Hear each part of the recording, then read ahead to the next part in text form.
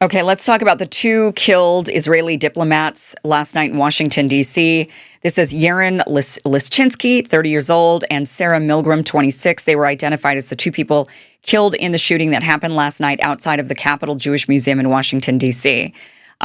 This is tragic and terrible, and these two people did not deserve to die. They were not serving in war.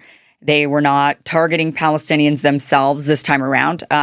Yaron did serve in the IDF at one point. I don't think he served in this current war. There is a possibility that Sarah also served in the IDF because Israel does make pretty much everybody serve. But that's the other thing to keep in mind is that just because a person served in the IDF doesn't mean that they're supportive of the IDF or Israel or killing Palestinians.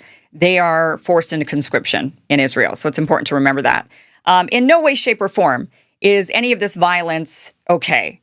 It's not okay. But it's important to understand the reason why this violence happened.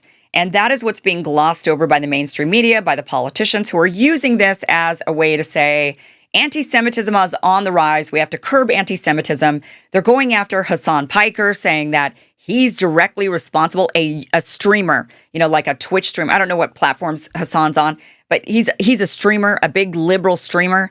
And they're saying that he is responsible for this shooting. It reminds me of when there was a mass shooting event that happened, and the shooter filmed himself, and he said, PewDiePie. Do you remember when he mentioned PewDiePie? And they were like, it's PewDiePie's fault. He's the reason why this violent event happened, this mass shooting happened. And that was just crazy. But that is what the government, that's what a lot in the mainstream media, those who want to clamp down on any sort of criticism of Israel, those who want to never hear it again, they want to call this anti-Semitism, and they want to ban speech. And that is what's happening. I do want to play this video for you. This is the shooter himself. While he's being arrested, he's yelling "Free Palestine." And this is why they're wanting to now crack down on free speech. No.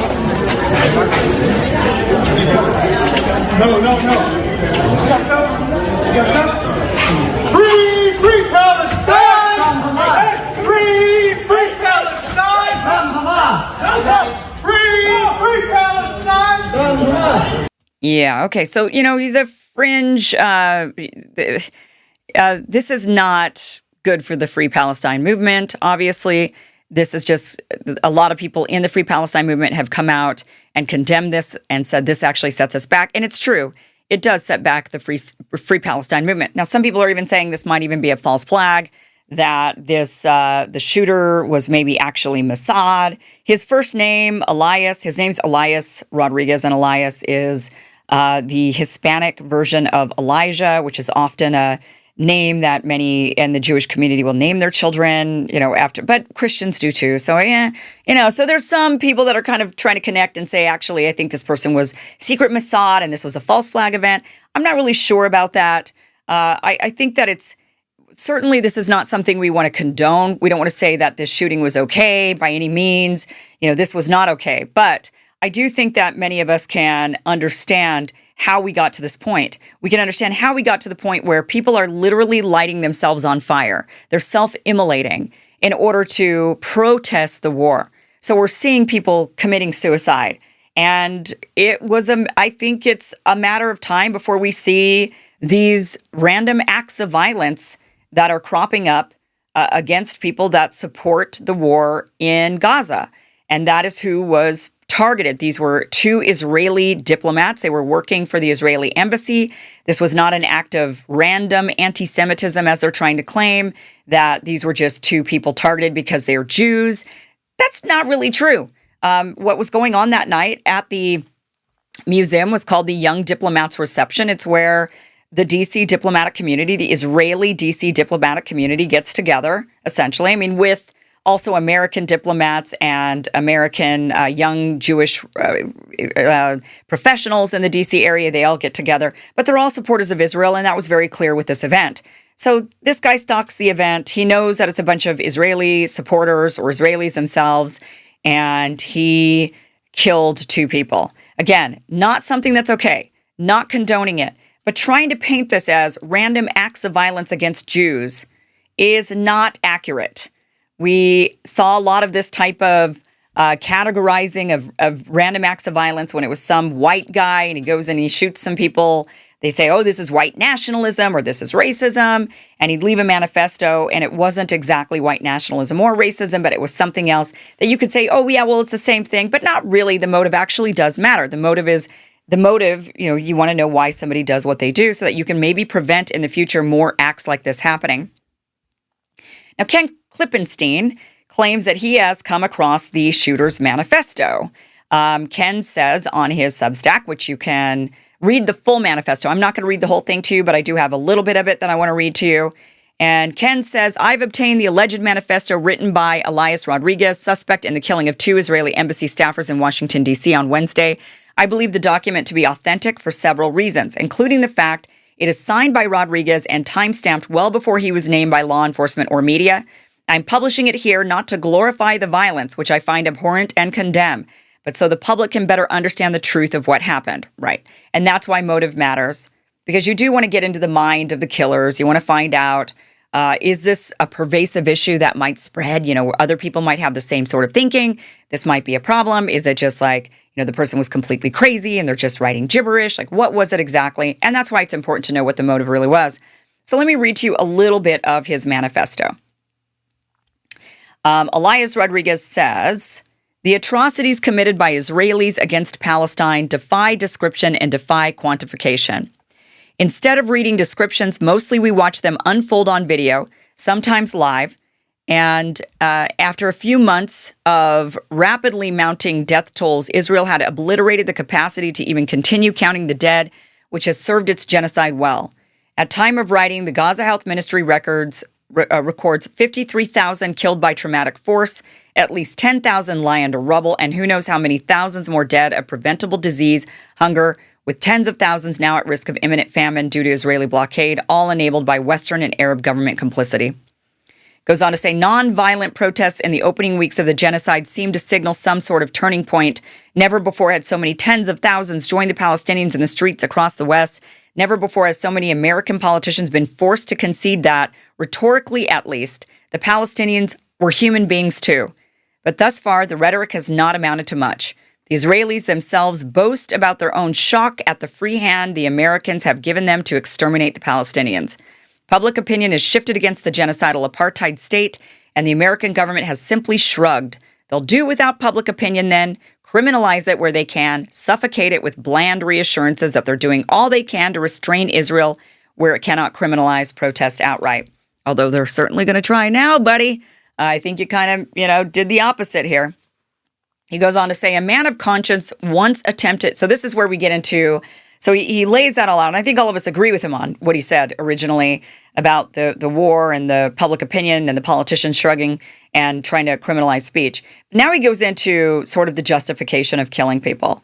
He says, a man of conscience once attempted to throw Robert McNamara off of Martha's Vineyard bound ferry into the sea.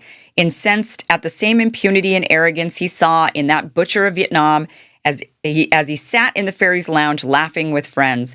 The man took issue with McNamara's very posture, telling you, my history is fine and I can be slumped over a bar like this was my good friend Ralph here, and you'll have to lump it.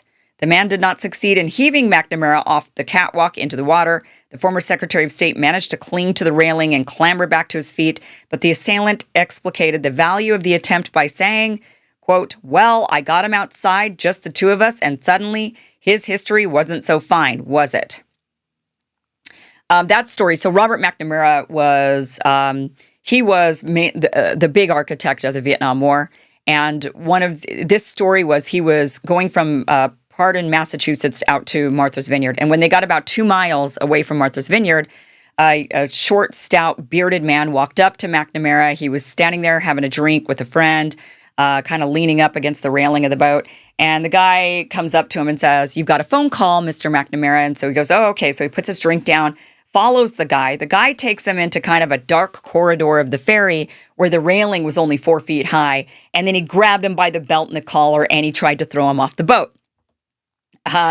It didn't work. McNamara hung on for dear life and was able to stay on the boat. Had he fallen off the boat and no one noticed, because apparently no one was around at this part of the ferry, no one would have seen. Had he fallen into the water, he would have drowned. It was 2 miles from shore, so there's no way he would have made it. So this guy attempted to kill him, and his justification was when he was interviewed about it is that he saw McNamara at one point doing a press conference. And in the press conference, a reporter had asked him if the bombs that had been dropped on North Vietnam had hit any innocent civilian villagers. And McNamara responded, well, the bombs don't always land where you want. And this guy also then sees him on the boat laughing and being all chummy while people were being killed. And he had had enough and wanted to kill the guy. Now, that's obviously a little bit different than these Israeli embassy workers who are not actively the architect of the war in Gaza. They're not they're not involved in it at this point. The young man of 30 years old served in the IDF probably when he was 18, 19, 20 years old, many years ago. But so it's certainly, how do I say this without getting in trouble? It's less justified for sure to go after people that are not involved in the war at all. Now, are they supporters of the war? That is something that you could say, well, they were Israelis, they were Zionists probably, they were supporting, they worked for the embassy, they were affiliated with the government. I mean, you could certainly make those kinds of leaps in your mind, I suppose. But, it's very different than going after like somebody who's actually the architect of the war, somebody who's actively participating or actively going out and again, like I said, I don't want to get in trouble. I'm not saying that that's justified in any way, shape, or form to say, well, then again, war is war. I don't know what isn't justified in war because what they tell us all the time in war is that, you just got to kill the bad guy. You got to kill the baddie. So then who's the baddie? I mean, would you say if Netanyahu can take out all of the Hamas leadership, then I suppose Netanyahu's fair game too in war, right? I mean, that's how war works. So all the leaders would be fair game. All the architects would be fair game. I mean, that's what the Israelis do. They sit there and they justify every single day the murdering of innocent civilians because then they claim they're all Hamas. They support Hamas. Yeah, so that's the thing. I mean, there you go, right? The Israelis, now that we think about it, they're sitting there and they're justifying it saying, well, they were supporters of Hamas. They're all Hamas. All of them. It doesn't matter if they're even babies. They're just brand new born. They're Hamas. So I guess if you're going to use the Israelis' line of reasoning, I guess you would say any supporter of Israel is an Israeli, is a genocidal supporter of genocide. I suppose you could, I mean, why not? I mean, if you're going to agree with one logic, then I guess you got to agree with all the same logic in that. So maybe that's where his mind was. But he goes on to say in his manifesto, a word about the morality of armed demonstration. Those of us against the genocide take satisfaction in arguing that the perpetrators and abettors have forfeited their humanity. I sympathize with this viewpoint and understand its value in soothing the psyche, which cannot bear to accept the atrocities it witnesses, even mediated through the screen. Now, obviously, my beef with that is, yeah, that's the excuse the Israelis use too. I mean, that's what they're saying. They're saying the exact same thing. They're saying that, well, the morality of why we have to kill you and all the women and children is because you're all Amalek. I mean, the morality behind all of this is that we saw what you did to us on October 7th. We saw what you did to the babies. We saw what you did. You have lost your humanity. You're no longer human, and that's why we can massacre you. That's why we can genocide you. So this is the issue that we see often. And this happens on both sides, right? We're watching it right now with the right, for example. During the Biden administration, they were really incensed about censorship. How dare you? The Twitter files were released, going after all the social media companies for censoring people during COVID, censoring Trump supporters, censoring the J6 protesters, right? All of this censorship, how dare they, how dare they? And then the right gets into office, and what do they say? They say, well, but we have to censor anti-Semitism. Well, why? But that's different. It's different. Anti-Semitism is different. We must, because it's, and then they give off all the same exact excuses the left gave when they were censoring. It's just they're censoring different topics. So that's what Elias did in this manifesto. Is he's saying, well, they gave up their humanity, they deserve to die. Okay, that's what they say about you. That is, this, you have to be able to reverse and use the logic every single time for every single instance. And if you find yourself catching and saying, wait a minute, no, but I don't agree with it on this one thing, well, then the logic is faulty. It's not logical. So you have to give it up. You have to give it up. And that is why it is not justifiable to say, well, you've just lost your humanity, you deserve to die. And that is why so many people are, for example, against the death penalty, or people are against war in general. They just don't agree with the sentiment of, well, you've lost your humanity, you deserve to die. Who decides what humanity even is. Who decides when you've lost your humanity? Who gets to be the judge of that? But let's speaking of humanity being lost, I mean, this is understandable to believe that the Israelis have lost their humanity, because look at this. This is starving Palestinians. As of today, the Palestinian minister reported 29 starvation-related deaths among Gazan children and elderly have recently happened. The starvation is atrocious right now in Gaza. The people have not had any aid trucks enter the country for 11 weeks.